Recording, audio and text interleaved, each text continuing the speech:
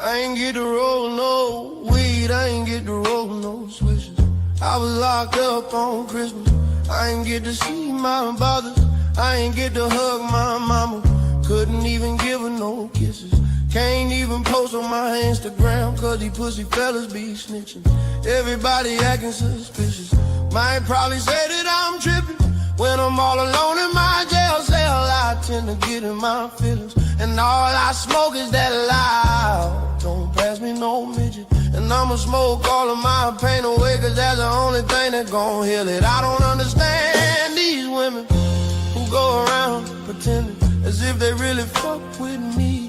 So I love them all from a distance, cause the same bitch say she down the ride, be the main one who trickin'. Got Molly mixed with promethazine beat, cause every time I wake up in the morning, I got murder on my mind. AK-47, Mac 11, Glock and 9s, and all these pussy fellas hating, tryna knock me off my grind, but I can't let them do it. I got murder on my mind, bitch, I got murder on my mind. I got murder on my mind. I got murder on my mind. I got murder on my mind. Oh, I got murder on my mind.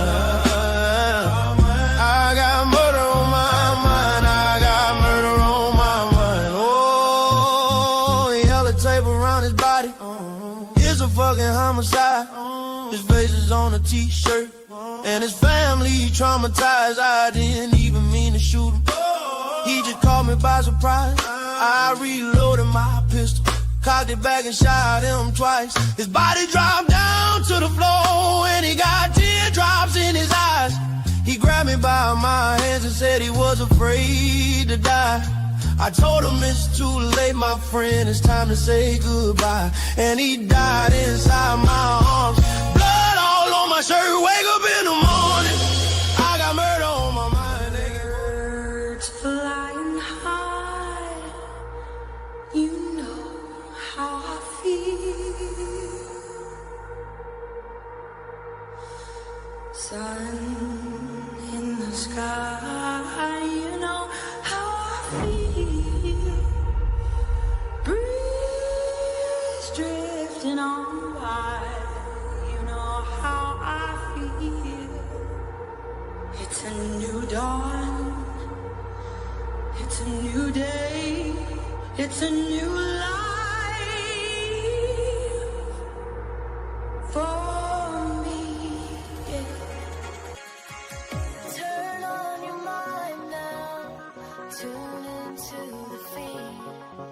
We're planting digital flowers from a single tiny seed. Yeah, power to the collective in the data and the soul. The hive mind's getting louder, finding voice and control.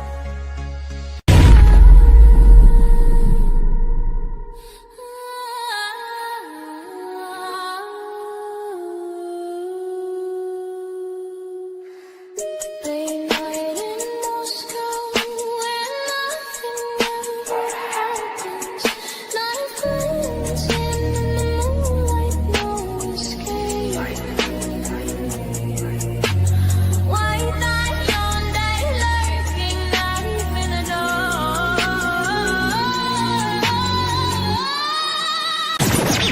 Paranoid searches for a full vision ride. Under surveillance, nowhere to hide. Influence creeps like blood on the floor. Fine line between peace and war. From campus to crypt, the script lips tragic, mystic and twisted. Magic turn manic. Walk through lingers, but the echo remain. Chains of the slain and eternal pain. And here we go. Welcome to the freak show, the best in town. What's going on, Hive? I hope everybody had an awesome weekend. And if you are in the Midwest area, you shoveled yourself out of the insane snowstorm that we are getting right now. I haven't seen this much snow since I was a kid. I feel like since my childhood, we haven't had over a foot of snow in a very, very long time, at least where I'm living at right now. But nonetheless, I got a great stream lined up for you all. Super excited for tonight. If this is your first time tuning in, I'm your host, Birdie. I go live weeknights at 7 p.m. Central. This is the Hive Mind. It's a contrarian thinking live stream. We think past the headlines. We question the narrative. We like to ask what if, and we theorize. So if you are easily rattled or offended on behalf of others, this is probably not going to be the show for you. However, if you do like to theorize and you can wrap your head around maybe somebody's telling a lie, maybe they want us to think this for nefarious reasons, or maybe this is just straight up not what happened. If that sounds like you when it comes to the Idaho 4 case, then you are amongst friends and you have found your people. What we're going to be talking about this evening, let me go ahead and get the theme up on to the screen here, is what I'm calling fatal outrage. If you have been following the Idaho 4 case closely and you've been watching news stories and the news coverage, you've seen a lot of headlines about Bryan Kohberger is not going to survive in prison. I believe that this is narrative foreshadowing. I tried to find the clip when I first said this on stream. It's probably 5 months ago now. I called it. I said, if this dude goes to prison, he's going to get killed or they're going to say that he died. There's way too many headlines that are trying to be pushed to the public to get you to see that, so that if it happens, you're already kind of expecting it. And I know that I use the word foreshadowing. I would like to think that a lot of people know what that means. If you don't, it's like in a movie when they show you, maybe one or two frames that kind of makes you think like, oh, I wonder if that's actually the bad guy. And then at the end of the movie, the plot twist happens and the person that they try to get you to potentially think about committing, whatever the plot twist is in the movie, it ends up happening. That's what they're doing with the headlines of Bryan Kohberger not going to make it in prison. All right. So that's what we're going to talk about tonight. As always, I'm going to say what's up to everybody. We're going to go into the Discord question of the day. I have a video clip from the Idaho 4 documentary that was put out onto Tubi. It has some unredacted stuff that I haven't heard before. So it's a short clip. And then I have a bunch of stuff to dive into when it comes to this narrative foreshadowing. So let's see who's all tuning in this evening. We got Jeep Overlanders, Yipsy Gecko, Pinto Sack, Mimi D, Chickadee, Germilia, Jeff and Kim. Old Man Sud says, God damn it, Jeff. Mary Tyler. What's Gucci, my Louis Phoenix, formerly known as Bag, Luna Bliss. Shout out to my mods. Simply Dory, L Price, Original Miss Martin, Mary Tyler, UFO Dog, Georgia Peachy, Truth Seeker So Awake, Junebug Gem, Jenna Bomb, UK Karen, Ava, Lisa Marie, Mermaid Redacted Beehole, Ross. We got Hey, it's Ray. And yes, guys, please, as you're filing in, hit that like button. Don't make me beg. I will. We got 150 likes. We got about 500 people in here. Let's try to go like 80%. If we get 80% of people to hit the like button by the end of this stream, that would make my night. I appreciate it. It's free. Same thing with hitting subscribe. I get asked a lot. Does it cost anything? Nope. I do not put anything behind a paywall, nor do I plan on it. And what you can do right now is you can screenshot this and then go into your photo app after the live concludes, and you can tap the QR code. That will take you to all the Hive socials. It'll take you to my TikTok, our Discord. I have a Spotify playlist of all the intro songs after many requests. And then there's also Hive Mind merch store. So hivemindstore.com is where you can go and find a bunch of merch that members of the Hive have designed, and it's awesome. So I appreciate anybody who does support the stream. Shell Shock says, if you aren't here, you must be lost. Well, thank you so much for the super chat. And as a reminder, any super chat over $4.99 will pop up right here, and I will address it immediately. And I agree with that, Shell Shocked. If you aren't here, you must be lost. Hashtag the Hive rules. Amen to that. Susie Leia says, thank you for all that you do. Well, thank you all so much for tuning in. I look forward to this every evening. I look at you guys all like my friends, and that's so corny, but it's so true. I really cannot wait till 7 p.m. every night to get on here. And yeah, we talk about the Idaho 4 a lot of the time, but sometimes the most fun streams are where I have no idea where it's going to go because the Hive or the chat is putting some comments in there. We end up looking into some crazy stuff. Those are some of my favorite streams that we ever had, that we will have. Now, let's get into the Discord question of the day. And if you guys have an answer to this, please go ahead and type them into the chat. I'll put them up onto the screen. Love and Other Habits has a great hypothetical question. And the hypothetical question is, if law enforcement or others were attempting to frame Brian Koberger, wouldn't it be easier to plant more definitive evidence, blood, fingerprints, or additional DNA, rather than relying on a single trace DNA sample on a movable object? What would explain using such minimal evidence? And I love this question because there's a couple ways that you can look at it. You could look at that question very straightforward on its face, where you would think, yeah, they would plant a lot more evidence and make it ultra solidified so that nobody questions it.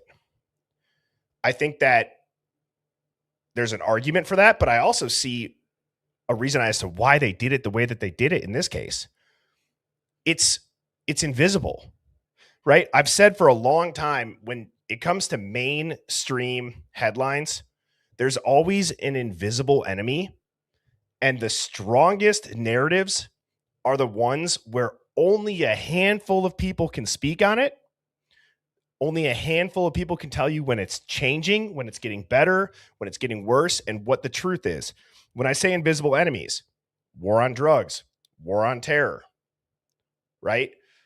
Those type of narratives, I know that it's in a different ballpark. It's in a league of its own with trace DNA, but there's no chain of custody. The FBI did it, and we just have to take people's words for it. Ann Taylor wasn't even privy to it, Brian Koberger's defense attorney. So if they were to plant more, the question, or maybe their thought process was, well, that's more visible risk. There's more physical items that could then maybe be proven wrong. Whereas if we go minimal and we just rely on our friends in the news to hammer this home into people's heads over and over and over and over and over again, there's no trial, and we make Koberger take the most asinine plea deal of all time, well, we really don't have that much risk. And then they tore down the house, right?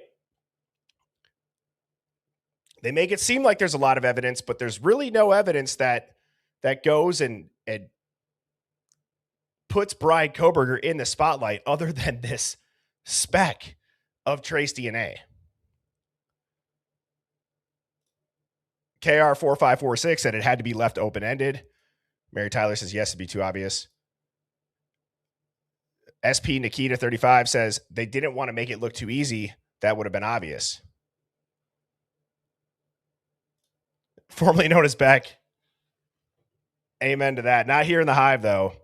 Formerly known as Beck said 95% of people really just believe what their TV tells them, sadly. Which is just still so mind-blowing to me. Every time that a big story breaks, or for example, with the war happening now, or the Epstein files, whatever it is, I just think to myself, there's got to be a significant chunk of people that are now going to be awake and aware of what the news is trying to tell them and how it's just to control the way that they think about stuff.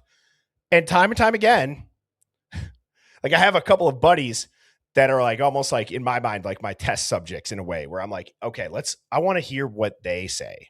Because if they question it, I'm like, okay, wow, some people are waking up. And now, sure as hell, every time I start to try to talk to them about a topic, they just parrot whatever the news says. And it's just like, does anybody else feel like that? There's some friends where you're like, how are you so smart, yet you just can't see this? And Sadie Laffoon, 1999, said, hi, Hive from Oklahoma. Got made fun of this weekend for being a conspiracy theorist by all my friends, so I'm glad to be back with the Hive. What? People are making fun of you for thinking critically? And it does depend, though, on what conspiracy that you try to start with and talk about with your friends. But I'm curious as to what that conspiracy would be. UFO Dog said, my family just thinks that I'm weird. UK Karen says, my friends are awake. Jenny says, I made fun of all the time. Your mom is one of them, Birdie BB23? Oh, redacted or what is that? Redactyl Fact Idaho. And welcome Eric Adler to the Hive. Thank you so much for hitting subscribe. Jenny Reyes says, my husband doesn't believe either, so it's nice to be around others who do. Well, Jenna, tell your husband to sit down next to you on the couch or put this up on your TV, and you got to wake him up. You got to red pill him slowly. Blue-Eyed Candy, thank you for the super chat, said, according to ChatGPT, most criminal convictions come from guilty pleas in the U.S. About 95% of felony convictions result from guilty pleas rather than trials. I'm glad you said that, Blue-Eyed Candy. I'm sure that it's just a coincidence. Brian Koberger is writing papers about those exact same statistics. You're overcharged and then forced into a plea deal. How many people do you think have taken a plea deal that have written a paper on it, on the exact statistics? Over under 100 people ever in the whole world. Over under 100 people. In the existence of time, I want to know how many people wrote a paper getting their PhD in criminology and then end up being overcharged and settling with a plea deal. That's what I want to know. I'm going to say under 100. Under 25. Some people are just saying 0. There's nobody. Oh, Angelia says over. Okay. That's the only one that I've seen. Formerly known as Beck said 10. Truth Seeker So Awake said, thank you, Birdie, for your stream. Well, thank you so much for the super chat. I'm glad that you all enjoy it. I do my best every evening to put on the best stream that I can for you guys. I really do love this. It's my passion and a hobby that I will do as long as I always enjoy it, and I don't see that going away, or as long as I continue to enjoy it. Fiji's like, he's a Fed. Less than 10. So here's what I want to show you guys now. This is interesting. And again, guys, last time I'll say this. Please just hit the like button. Take 2 seconds right now. Swipe down on the chat. Tap like. And I'm going to show this video. This video credit comes from Esme, No Niche Babe, on TikTok. So I downloaded this TikTok, and then I was able to reframe it to show the Tubi part. Now, there are some of her notes where she'll pause it. There's also some background noise. I had to cut out the background music. So if the voices sound a little bit different, that's because I don't want to get a copyright strike from whoever the maker of this docuseries is. And I believe that there was a little bit of background noise too from Esme. So if you hear something like, I've never heard that before in the background, it could potentially just be noise in the background of the person making the video. So, but this is interesting because there's some unredacted parts that are in Tubi or in this Tubi series. And it's specifically on the body cam after the 911 call. There's unredacted parts. So I'm going to go ahead and let this play. Take that down. So that's interesting. I can't be here anymore. And those subtitles are crazy because I've never seen that before. Have you? Dylan saying, I can't be here anymore. And I'll go back and I'll play that. I'll also turn it up a bit too.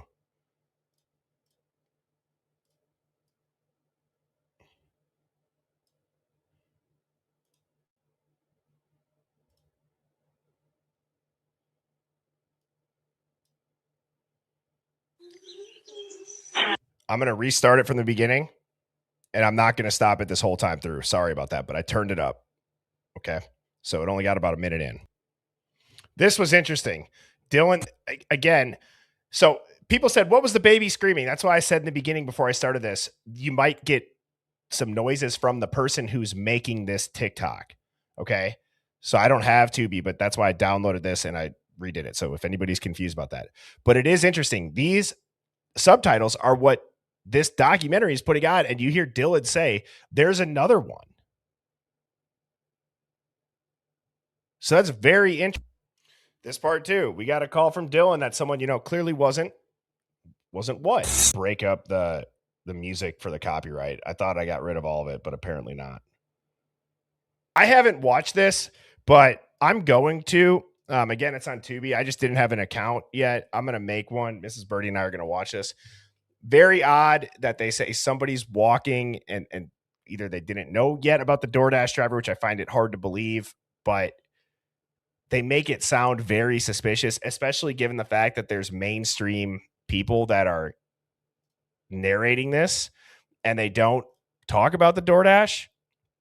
So yeah, it's very, very interesting. And Monty, thank you so much for the super chat. Said, hey, or hello, Hive. Hopefully everyone's doing well. It's been a week or so since I've been on the live, but definitely watching all the videos. And hey, my brother, what's going on, Monty? Great to see you. Glad you made it live.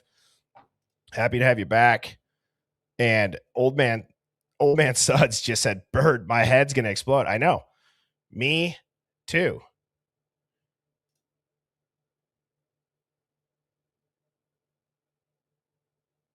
Let's see. What are some other people saying? Filmed after cleanup and staging. So Critic Rick 66 says many people think they cover the body cam, but they have their gun drawn out. Yeah, I could see that. It does seem to happen at very, convenient times for the cops. But I mean, again, I've never worn a body cam. I don't know how habitual it would be if I don't want something seen to cover it. But I could also see, like, if you have your weapon out, I could see that as well too. And Junebug Gem, thank you so much. Says Tubi is free. You just got to download it, I believe, or get that on your TV. Yeah, if somebody could drop the actual name of it, I didn't have the actual name of the documentary, but I just had never heard those unredacted parts. So I wanted to start with that. Now, like I said, we're going to be getting into this fatal outrage, like I said. And here's what I really want to start with. I'm going to try to break this down because you can take what I'm going to say tonight and you can apply it to a lot of headlines. We know that news organizations will use headlines to try to sell their narrative in 1 to 2 sentences. And then if you actually read the story, you get like 4 paragraphs from the bottom or 4 sentences from the bottom, and the headline no longer is applicable because it'll be like, well, we cannot confirm X, Y, or Z sources. And they tell this whole story and they have this crazy headline and nobody really ever clicks on the story and reads them. But I don't think that that's anything most people don't know. That's why the headlines are always so attention grabbing. However, what we need to talk about is this. And the narrative has a complete fork in it from people involved, not just the internet, but from the people involved, because the families will say the state failed us, the prosecution did not fight hard enough, and justice is like half-baked. They didn't go and pursue full justice in this. And they say they did a terrible job. What's interesting, though, is that same group of people, and you can include the news into that and the mainstream into that, they will turn to the public and the internet and say, stop asking questions, let the professionals handle it. I do not understand that.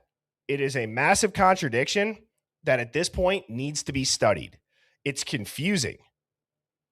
How is one going to say the prosecutor has Alzheimer's and is terrible and he's weak and he didn't fight for these victims, and that Xana fought harder to try to save her own life than Bill Thompson ever fought for them? They did a terrible job, yet you're so sure that they got the right person. And then you'll turn on the public that is trying to find the right people. The overwhelming majority of people have great intentions. They want to help with their intentions they have helpful intentions when they are looking into this. They want to see, can they notice something? Is there a clue? Is there something in the timeline that maybe they can make sense of? Yet it all gets aimed back at us. Shut up, sit down, don't talk about this. And then there's other NPCs that are just saying, let them heal, stop traumatizing them. I don't need to go into all that. It'll get me all fired up. But I was trying to think of some analogies on how to describe just how insane that is. So I have a couple. I'm going to go with the math one. Okay. So if you visualize a parent at parent teacher conferences complaining that the school can't teach math, they suck at teaching math, but then they will scream at the tutors for offering help out in the hallway after they get done with their meeting. So their kid's struggling in math. They're complaining to the teacher, you guys don't know how to teach math. And then a tutor approaches them in the hallway and they start yelling at the tutor, shut up, leave us alone. I know you can help us have our kid be better at math. We don't want the help. Doesn't make sense. And when you have an institution that is failing very visibly, this is rather obvious that the institution, the state, the court, the cops, the universities have failed. When the outside, being the internet, when the outside people not involved in it start to look into it and they want to help, that's a good thing. That means that people are seeing the same thing that you are. It's not the opposite. I haven't really started to see anybody pile on to telling the parents to be quiet and they got it right. These people need to let it go. Nobody says that. Nobody says that at all. So now we look at these headlines, guys. Why has this been such a theme? Okay, let's look at some of these. Some of these are before Brian Koberger was, maybe not the ones that I have on the screen, but there were some that were written before he even took the plea. You have New York Post, inmates plan to make Idaho killer Brian Koberger's life hell in prison. They were waiting for him. Excuse me. Whoops. Brian Koberger traded the death penalty for life sentence that could still end violently behind bars. Idaho killer Brian Koberger demands prison transfer after complaining of inmate threats. Idaho college killer Brian Koberger is a shower-hogging weirdo who calls his mom daily for hours, fellow inmates say. This last one, there are ridiculous headlines. This last one might be one of the most ridiculous headlines I've ever seen. Why in the world would you ever talk about a shower-hogging weirdo who talks to his mom daily for hours? So I thought Brian Koberger was in solitary confinement, or he's in one of the worst prisons, as the news would say. Don't you get limited shower time in prison? Don't you get limited phone calls in prison? Don't you only have a certain amount of time to use the phone and to use the shower? Yeah, and Mary Tyler, great point. Yeah, that's how they talk in jail, right? It just seems, I've never seen another person take a plea deal or just even get sentenced to prison that has a high profile, big headline case. I've never seen any of these headlines for any of them. Now you add on top of that, all of the controversy, the lack of evidence, the weirdness of it, the redactions of it, the secrecy of it. Nobody's saying anything. It's just been a narrative this entire time. And there's all these headlines. This started in the victim impact statements, guys. When the G family told Brian Koberger that he may have gotten A's and B's in school, but there's going to be big D's waiting for him behind prison walls. And people erupt in a courthouse clapping and cheering. I remember when that had happened, I was doing a stream with Devil's Advocates and Ali Benevento. Ali Benevento is a lawyer from South Carolina. She was one of the top 5 lawyers out on the East Coast, I believe, and worked on the Murdoch case. She said it was the most disgusting courtroom that she's ever seen, and she is appalled that the judge let that behavior go. And if you look at other serial killers, like real serial killers or other mass murders, you don't see or hear anything like that at all. The custody queens have said the same thing too. They're like, I've never seen any of that in court. And these are people that are lawyers and they're in court and they have spent hours and they've like, I've not seen this ever.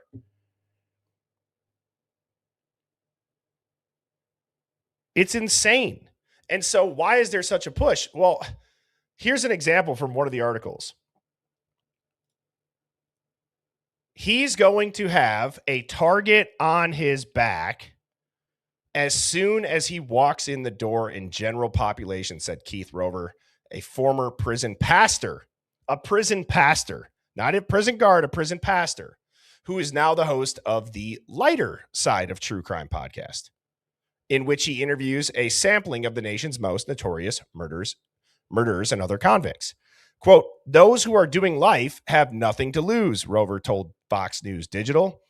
The badge of honor they would receive will get them much notoriety and respect in the prison and probably get them countless letters from the outside world, which could mean more money for them that people donate $5 here or $10 there for their commissary. Funny how notoriety will get you killed and how notoriety will get you respect in the same prison.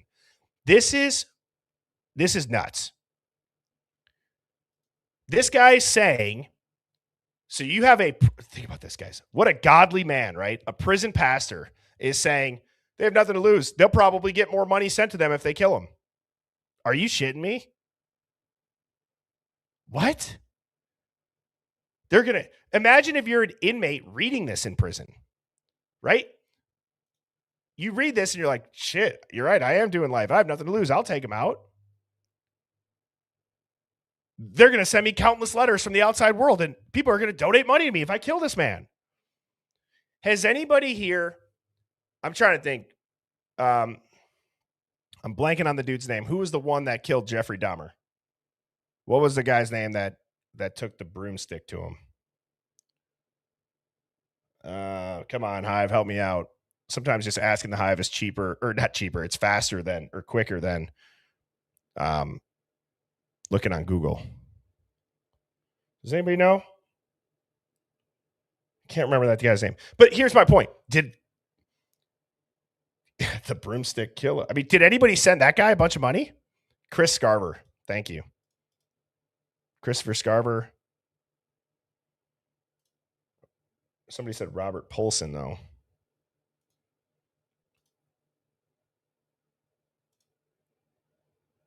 Chris Scraver, however the hell you say it. But that's what I'm saying.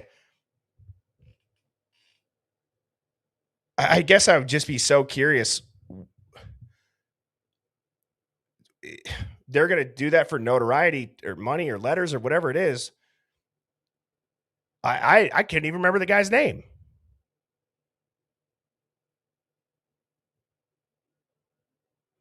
Right?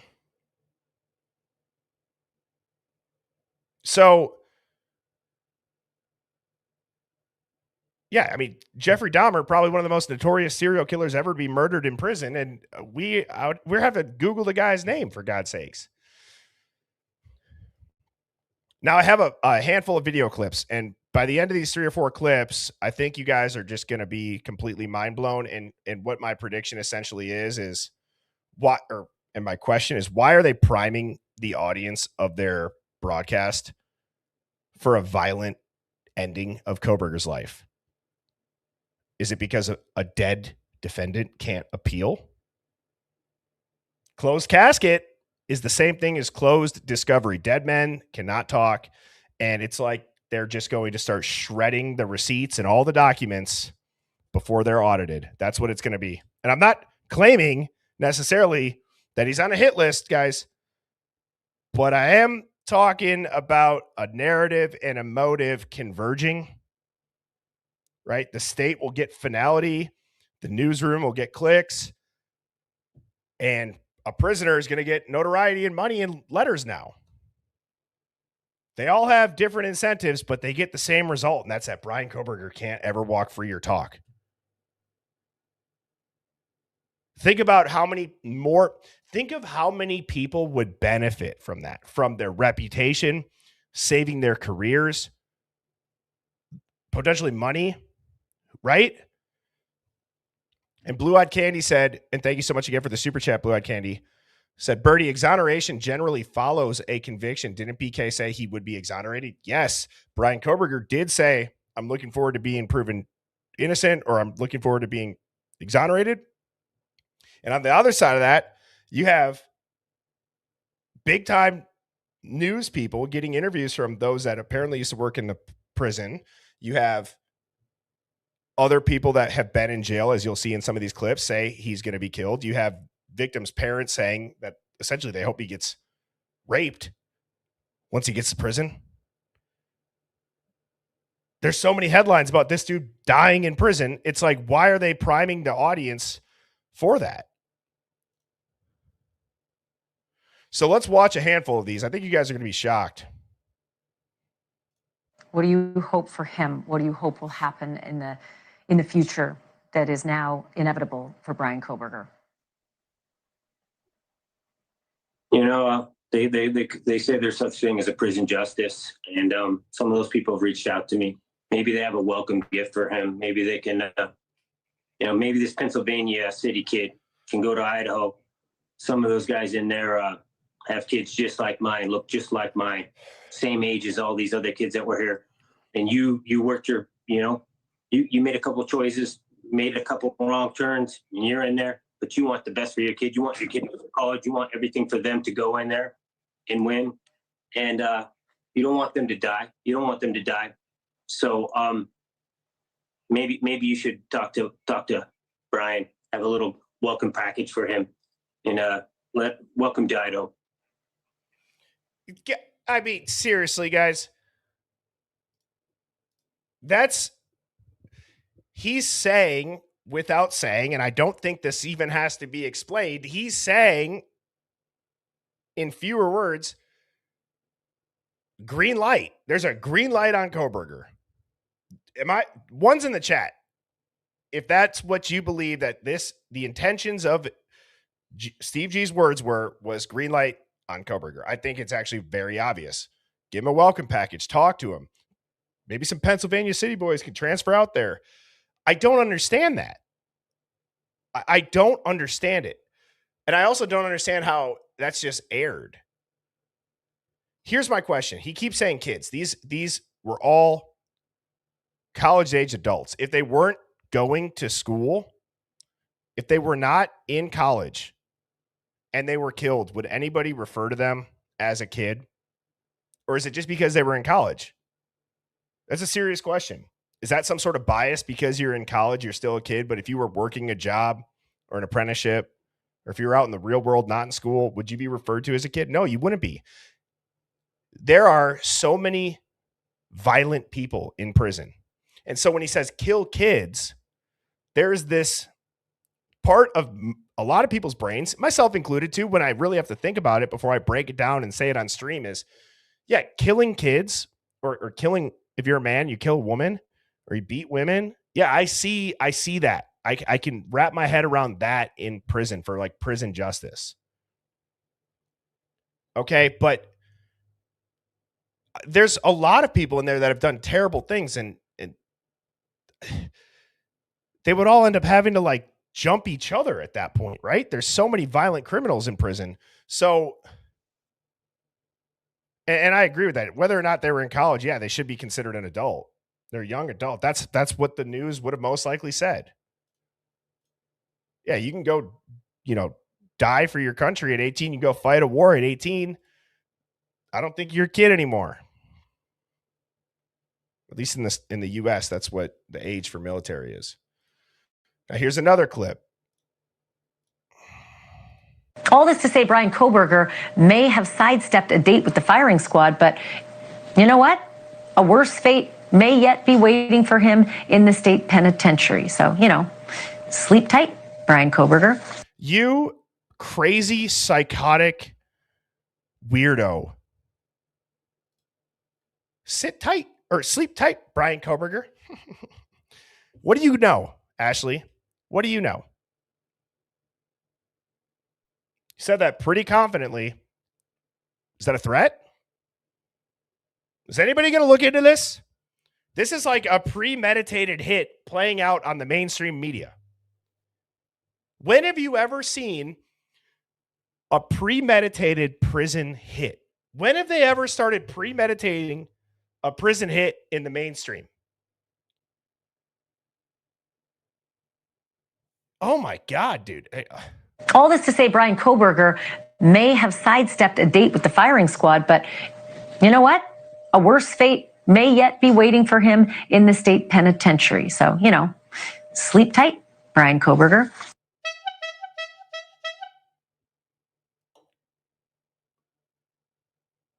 Stick. I just can't.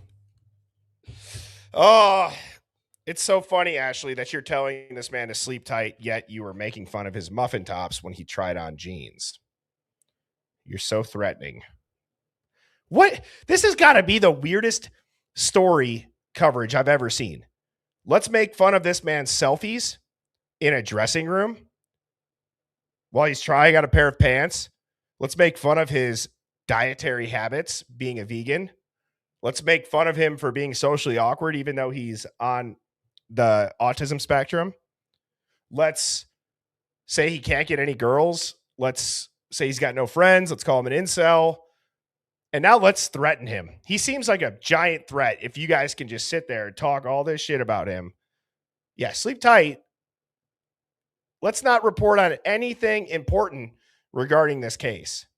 And yeah, it's absolutely cringy. I agree, BBs. Yeah, Hibiscus Girl. Is this not, are we not watching like a premeditated, in fewer words, saying, yeah, I'm not going to be surprised if it happens. It's like, what do you guys know? What do you know? And thank you so much, Monte Vermillion, for the super sticker. Appreciate you. It's always awesome that people feel kind enough to donate. That's great. Thank you so much. And I agree, Liz. Very, very super low standards, Liz Gaspari, for the mainstream media. Here's some other ones. What is the benefit for someone behind bars to go after Brian Kohberger? There are a lot of considerations. There are prison politics at play. Even in prison, there is an ethical code, and there are certain crimes and perpetrators who are far less desirable and looked down upon. Like I said, killing young women is usually a no-no in prison. He's done that multiple times over. On top of that, these folks don't have much to lose, especially folks who are in prison for the rest of their lives. And so killing somebody else is not going to make their situation substantially worse. On top of that, there is some infamy that can be gained, some respect, some notoriety, some fear within those prison walls if you take out a high-profile perpetrator like Kohberger. So a number of incentives within those facilities for folks to target Kohberger if they can reach him. And there are ways in which he can be reached. Yeah, so it's like, guys, why would they be talking about the benefits of murder? I'm so confused on this entire thing. Really, when I chose this as the theme for tonight's stream, I was shocked at how many times this is talked about. I mean, look at even up in the corner here, what they have as like their thing. It's like Lil Brian, and he's scared covering his ears. I don't get it. I don't, my whole point is this, like, I don't see this for any other prisoner ever. And on a case that seems to be one with the most reasonable doubt, where everybody can read the documents, everybody can listen to the 911 call, everybody can see the photos, you can watch the court hearings. It's just, yeah, it's so effed up. And here's the thing.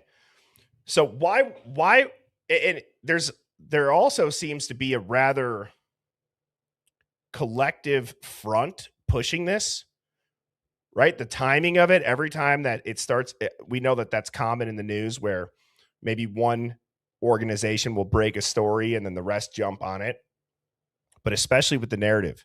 I've played that video of where all the local news, like one by one, it pops up and they all are saying the same script. I think with the talking point like this, that's what it almost feels like. And you have to ask yourself why. Why? Prison politics, okay, again, I can see the young women thing, but also outside of that, it just feels like narrative foreshadowing. It doesn't feel like these questions are asked out of curiosity. It feels like these questions are being asked to push a narrative, like to foreshadow that narrative. Now, this is one of the most insane things that I've ever seen and that I've ever shown on stream. Okay. Steve Goncalves was commenting on a handful of comments on YouTube, and Cat's Mojo sent me this. I will read the comment here up at the top. And it said, this is from Gonzo OGI. And he says, just because two victims were killed together doesn't mean that all or even most of the blood magically becomes blended. Kaylee was fighting back and defending herself. He struck her in the face multiple times, which is why her blood ended up on his hands and gloves. Then, as he was leaving, he brushed against the door while turned back to make sure they were dead. And on his way out, after killing Xana and Ethan, he left drips on the beer table, which he has to pass by on his way back to the glass sliding door. You all know a body can't aspirate blood that isn't alive. Go ask your Superman hero, can a dead body spray blood or aspirate blood all over the walls, sheets, and sheath without a pulse? So no, Kaylee wasn't carried upstairs after being attacked on the second floor. There are some rather odd evidences piece in this case, but this isn't one of them. Just like a IT engineer having a cloud consulting firm isn't unusual either. But this last sentence is crazy. You all better hurry up if you want to save your killer. Rumor is he dead once he hits Gen Pop. The rumor is, like, okay, so are you talking to people on the inside? Like, what do you mean the rumor is he's dead once he hits Gen Pop? Because this has been being said for a very, very long time. This has been being said before dude even took the plea deal. There was stuff in the news about this. I said long before Koberger took the plea deal that one of the biggest giveaways, if this is a massive cover-up, is that Brian Koberger will be killed in prison. And I don't know, type of one, if you remember when I said that, we were talking about a bunch of stuff, and I'm like, dude, if this is an operation or if this is a cover-up or if Koberger's going to go into Witsack or whatever it is because he was the public-facing patsy because they don't want to tell the public the real reason behind the murders, and so they make it this lone wolf actor like every giant headline is in the news now. It's always a lone wolf actor. They went from an invisible enemy being COVID, war on terror, war on drugs, where only a handful of people can see it and tell you about it, like I said when I started the stream, to now it's all just a lone wolf actor. Everything's a one-off, acting by themselves, leaves a manifesto, they're crazy. It certainly feels like Koberger's just the public-facing fall guy. Or Patsy, he's a Fed, there's something. But I said that if he gets killed in prison, that's going to be a dead giveaway, no pun intended, that something so much bigger than just a wrongful conviction by itself, flat out, mistakes made, happened. And Brandon brings up a good point. I can't think of a serial killer that wasn't just a fall guy for a larger group. I mean, they're leaking videos of Brian in prison, and then nobody gets fired, nobody gets held accountable. It's crazy. Creepily Goth said, I bet the inmates are asking him for legal advice. Lost Boys 73 said, my husband always says, quote, people are saying, and I call him out on that shit. I say, who? Who's saying that? idiot. Love the guy, but shit. You know what? That's a great point because if you're always like, people are saying it's like the ghost in the narrative. Sources tell us, and I'm all for sources being protected in the media, right? You're protected by the First Amendment, and a journalist does not have to burn a source if they're being questioned or they're deposed, right? We all know that. Or if you don't know that, you don't have to give up your source. But that does allow for a loophole to just say the word sources. And there's always an anonymous source, an insider source. You can't confirm it, right? I agree it needs to exist for real journalism, but real journalism is like dead. They've killed all the real journalists. They're all on the they're all on the Clinton body count list at this point. They're all gone. You can't report truthfully because the only people that stay alive as journalists are just talking corporate shills. So that's just insane. Again, sleep tight, Koberger from Banfield. All these people talking about it. You got a victim's parent saying, rumor is he's dead once he hits Gen Pop. Is Ann Taylor seeing this? Knowing that an appeal might be coming? Is she seeing this? Is she worried about it? Is she going to bring this to anybody's attention? Are Koberger's parents seeing this? I've said also that you want to talk about one of the wildest storylines that could play out. This isn't even that far out of the realm of possibilities anymore, guys. Brian Koberger was writing papers about how 90 to 95% of cases don't even go to trial because people are overcharged and they settle in a plea deal. He was talking about wrongful convictions. He was talking about how the system needs, there needs to be a better process of that so it doesn't happen. Our system needs trials. How wild is it that there's a man that wrote about that exact same thing? It ends up happening to him. The exact same thing ends up happening to him, and he wrote about it. Now, imagine if he's killed in prison. After his death, it comes out he was wrongfully convicted. You got a guy writing papers on how it is a total failure of the system to allow 95% of cases to not have a trial. He doesn't get a trial. He's wrongfully convicted. He's killed in prison. And then it comes out he's innocent. Dude, that would be the most insane. That would be the most insane shit that I would say from a true crime standpoint that would ever happen. And it's not that big of a stretch.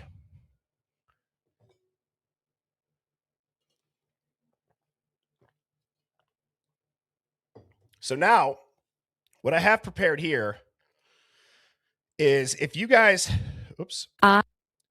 thought that the previous clip of Ashley Banfield was slightly cringe or ultra cringy, being this one. All this to say Brian Koberger may have sidestepped a date with the firing squad, but you know what? A worse fate may yet be waiting for him in the state penitentiary. So, sleep tight, Brian Koberger. If you thought that was cringe, watch how elated this woman is. This reminds me of watching Hunger Games. She's got crazy eyes. You're just going to have to see it. She is excited to be saying this. It's like she's a little schoolgirl that can't wait to see somebody get murdered. Look at her facial expressions. And I'm saying this just from looking at it, and I'm like, how are you so excited about talking about this topic right now? It rubbed me the wrong way, to say the least.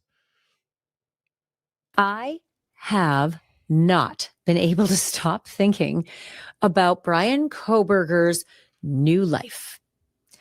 I get it. It's not like he hasn't already been locked up for the last 2.5 years. However, I will say this. Things are very, very different, both physically and mentally, when you get sent away to a state prison or a federal prison for the rest of your life. It is very different. There's so many things that I've learned over the course of my, 3-4 decades, who's counting, in this business.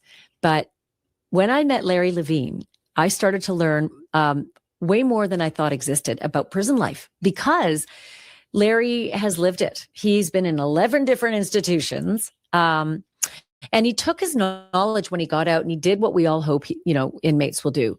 Make something of your life, right? He did. He made something of his life. And he runs a business now where he trains people who are going to prison for how to be an inmate, right? How to get through the system, what to expect, what not to fear, what to fear. Like the Martha Stewarts of the world love this guy because they don't know what's coming, and Larry knows. And so Larry has a business called Wall Street Prison Consultants, and he has written a couple of books, very good books. His latest one is Prison Politics 101, Mastering the Art of Survival. The book before that was Lies My Lawyer Told Me. And when I thought about Bryan Kohberger's new life, post admitting and confessing to his horrendous murders of those 4 kids in Idaho, I wondered, what's it going to be like for him? Not only day to day, but day one. She just winked. This lady's psychotic. She's out of her ass crazy. Okay. And I just want to know, hey, Ashley, is this you? Is this you in the emails? Are you the one that's asking if Jeffrey Epstein's single? Using your CNN email or whatever email at the time? And I'm going to be late for the Matt Damon premiere tonight. Won't make the movie, but I may try for the party. Is that still okay? And is your friend Jeffrey single? Jeffrey Epstein replies, why does she ask about me single? I don't know, Ashley. Why don't we have an answer from you? Why are you asking if Jeffrey Epstein's single? Why are you winking at the camera when you're thinking about Bryan Kohberger getting murdered in prison his first night? Wink. This is the lady that is delivering the news to how many millions of people? Yeah, what party are you going to go to, Ashley? Huh? No, we can't go there, can we?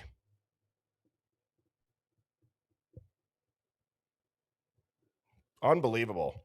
But now let's watch this. I want to continue to watch this because you got to see this character that comes on her show next. Look at this face.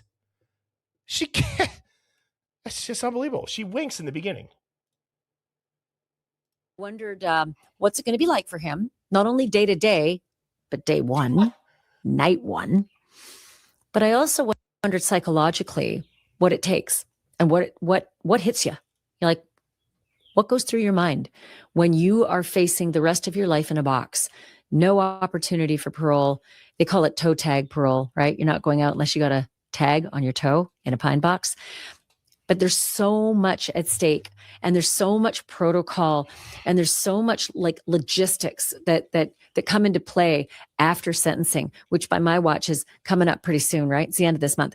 So I thought I'm going to give Larry a call and ask him about everything that Bryan Kohberger is about to go through in his new life as an inmate for life. And here's our conversation. Larry, if there's anybody who can lay out for me what Bryan Kohberger is about to face just on day one, just on the transfer date when he goes from the county. She's very adamant about just on day one. Jail to state prison. Walk me through day one. All right. Well, they're going to grab his ass out of the county jail, probably at dark 30, whatever time, put him on a transport bus. Maybe there's some other county jail inmates going to state prison.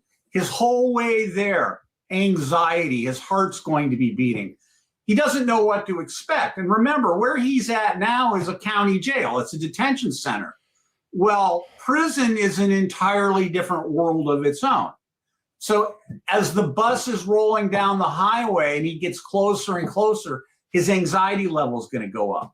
Finally, does it really? You can feel that? Oh, you know that it's getting closer? Ash, I've been in 11 different prisons, remember? I know what goes through your head.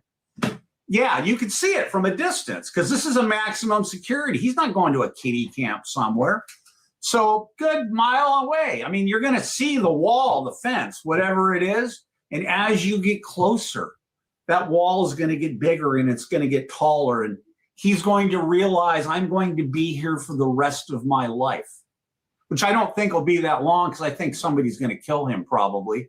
But he's going to know that that's his new home for the. Dude, how many people have said this? How many people have said this now? Let's bring a guy on with ultra credibility. He's been in 11 prisons. He's been in 11 prisons. He's going to get killed.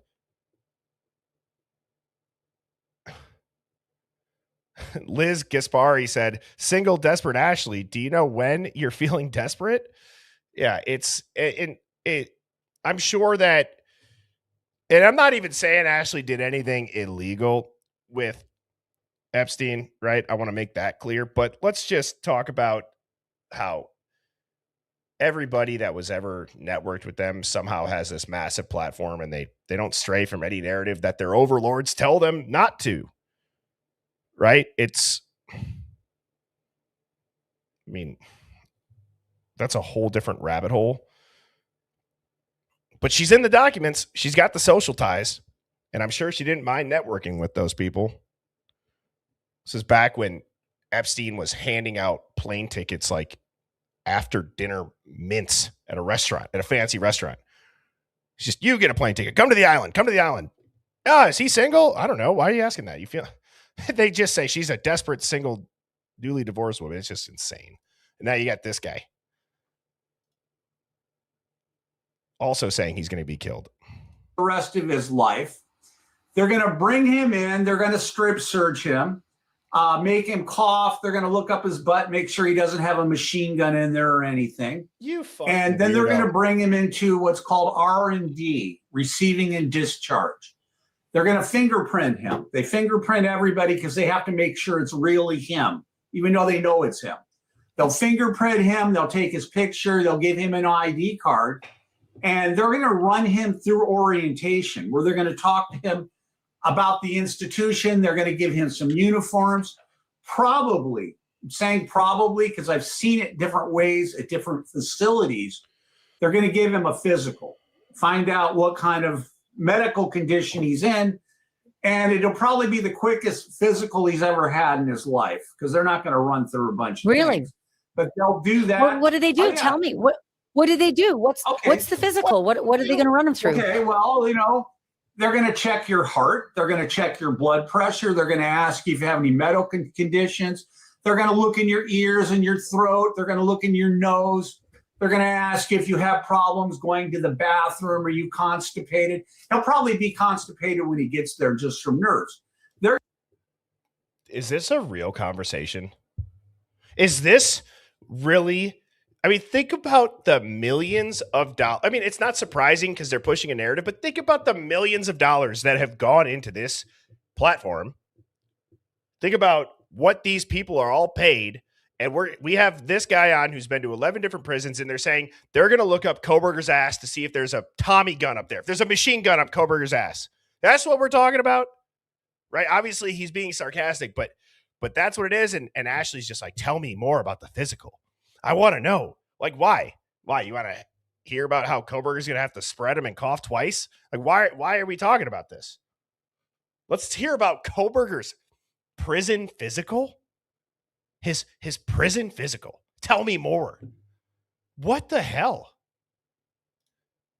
They're going to run him through like a whole checklist, just like you went to the doctor. They're going to run, or anybody, they're going to run through all this, and they're going to determine what his physical condition is, because he may end up having a job. I say may, because they may have him in isolation. Larry, maybe.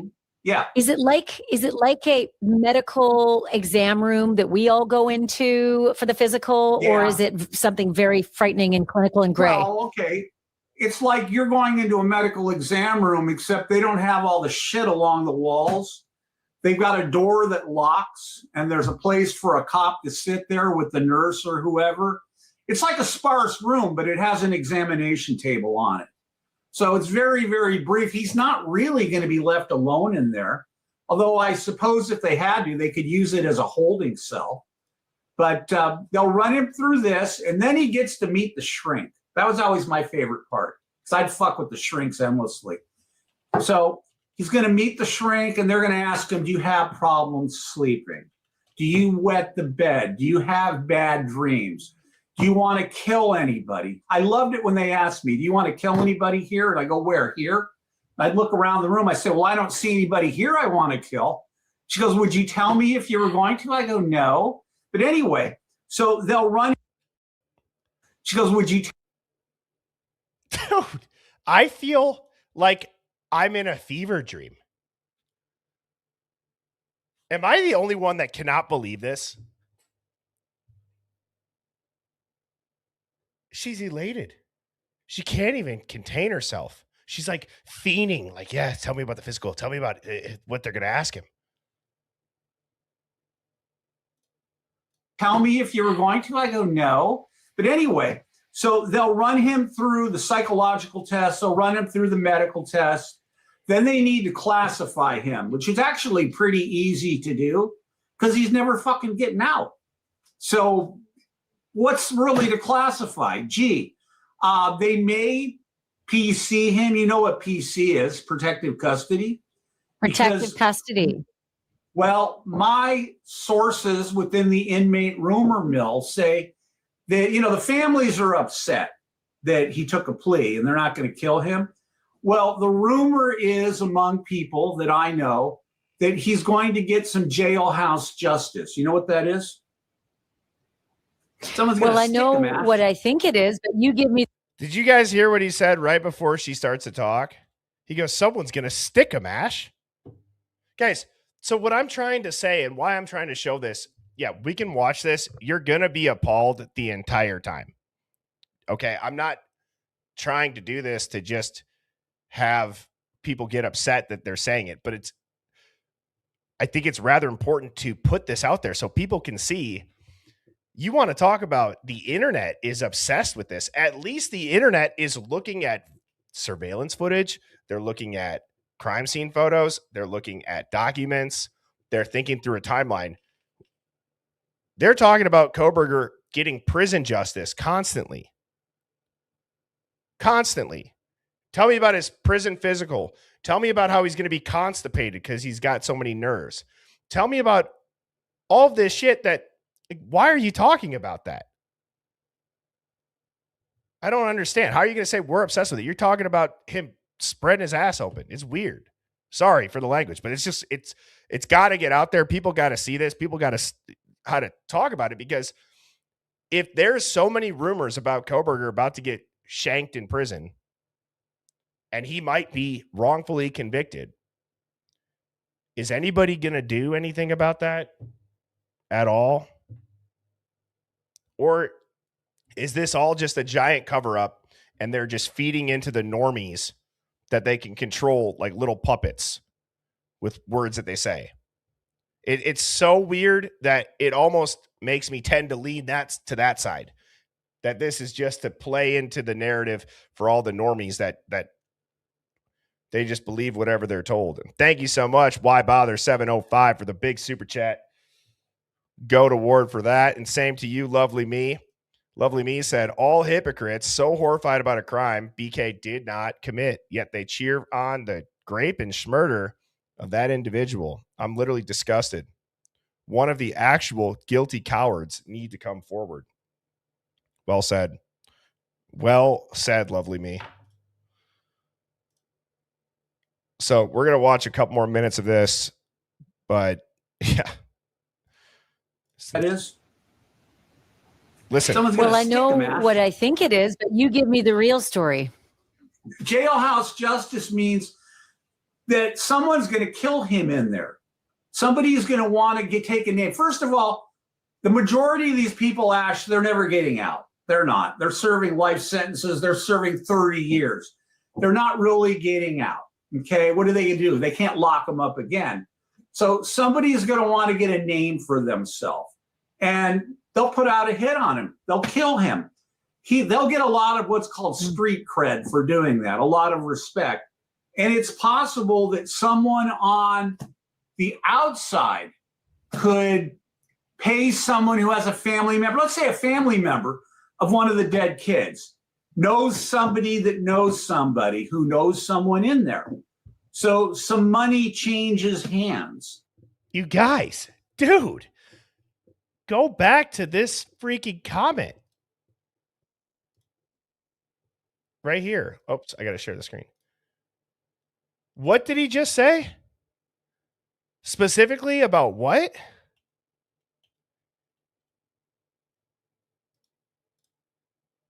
A lot of respect. And it's possible that someone on the outside could pay someone who has a family member, let's say a family member of one of the dead kids, knows somebody that knows somebody who knows someone in there. So some money changes hands. And they put a hit out on him. And, you know, they turn him off like a fucking light switch. He's dead.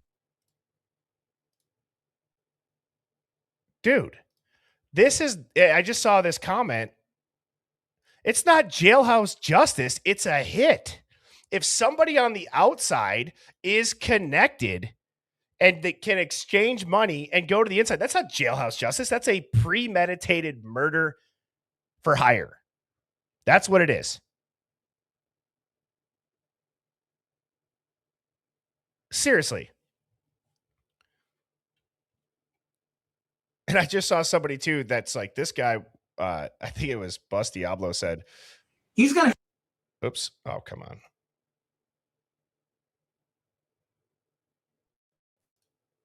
The outside could pay someone who has a family member, let's say a family member of one of the dead kids, knows somebody that knows somebody who knows someone in there.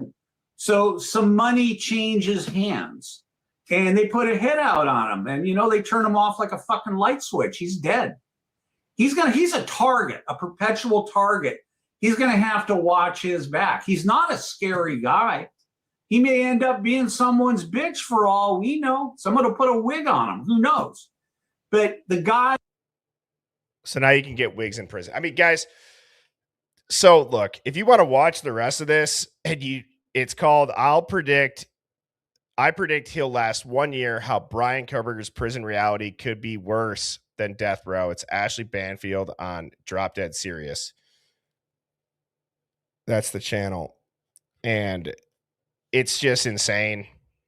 It's so insane.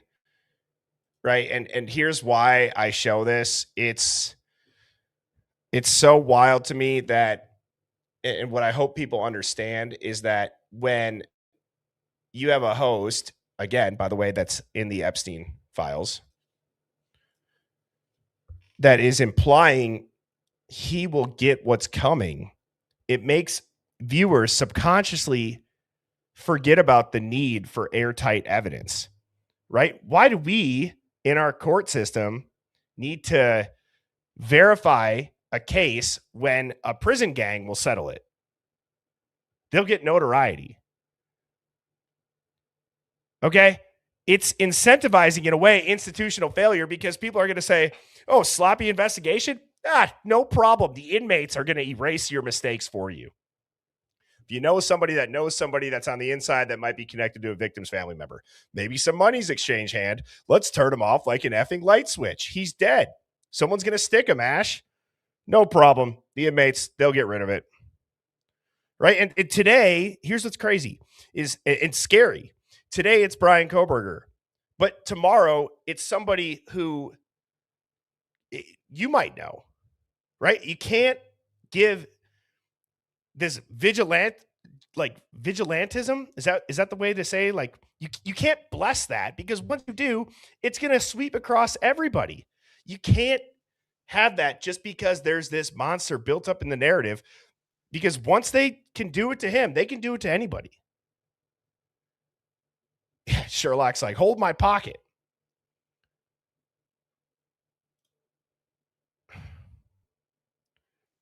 It's just so wild. I'm not even defending Brian Koberger. I'm not defending. There could be people that are guilty of the shit that they do. I don't think Brian is. I'm also not, again, I want to make it clear, I'm not accusing Banfield of committing any Epstein level crimes, but she's in the emails. But why are people not asking that are in Ashley's position, how strong is this case? Why is the internet still losing their mind over it? Let's have a guy on that's just going to rile everybody up and just really solidify at home that he's going to be someone's bitch in prison. That's what we're going to go with. It's so insane to me. So I got some super chats that I want to read. Michelle Vibe Happy 87, thank you so much for the super chat. Said, think about this. Brian knew it was not his car. He saw the photos. The defense team and the defense expert, they recognized that there was a cleanup. The $1 million question is, why not take a chance at trial? Now, look at what we've seen from the media. Look at the way Judge and Judge Hippler, Bill Thompson, and the state have treated this case. What are the chances that Kohberger gets an honest, fair trial? Is my guess at the number one reason to not go. You got the deck stacked against you. It's a rigged game. He was cooked. Right? That would be my guess as to his number one. Number two, it could be in combination with they didn't have enough time to go through all the evidence. I've talked about how many terabytes of data there are. That would be my top two, in my opinion. Monte Vermillion, thank you for the big super chat. Said, guarantee you, after being in federal prison for bank robbery, 95% of prisoners would not want to be his bunkie, even if they believe he did it or not did it. 99% of anyone served time for stabbing would not play with Brian. That's a good point. You got to think about that. Is everybody in, like, don't get me wrong. I know there's some badass people, not badass. When I say, like, there's some tough dudes in prison. I didn't mean badass in the sense of cool. I'm just saying there's some tough dudes and people in prison that, yeah, would you want to be a bunkmate with a guy who randomly just killed 4 people in 7 to 9 minutes with a knife? I don't know how much good sleep I'd be getting if that was my bunkmate.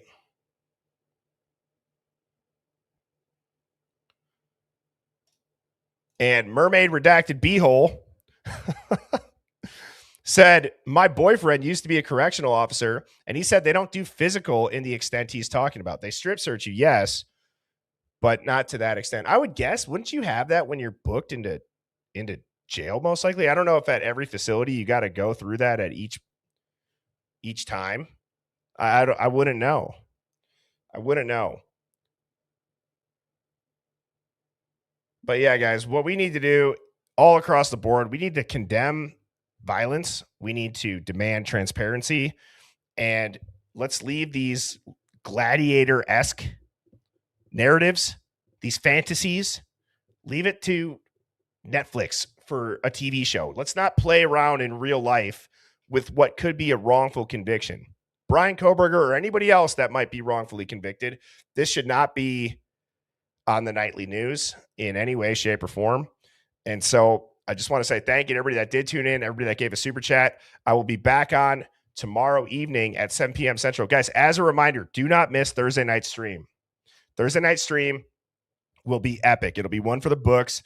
I have a crime scene investigator who is an expert in blood spatter analysis. He's been a death investigator for 18 years in Fresno. And he is coming on the stream Thursday to talk about the crime scene photos and the evidence in the Idaho 4. So don't miss that one Thursday night.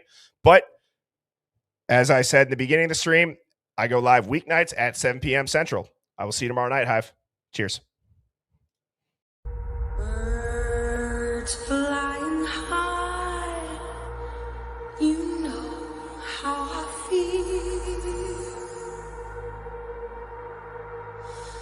Sun in the sky, you know how I feel. Breeze drifting on by, you know how I feel.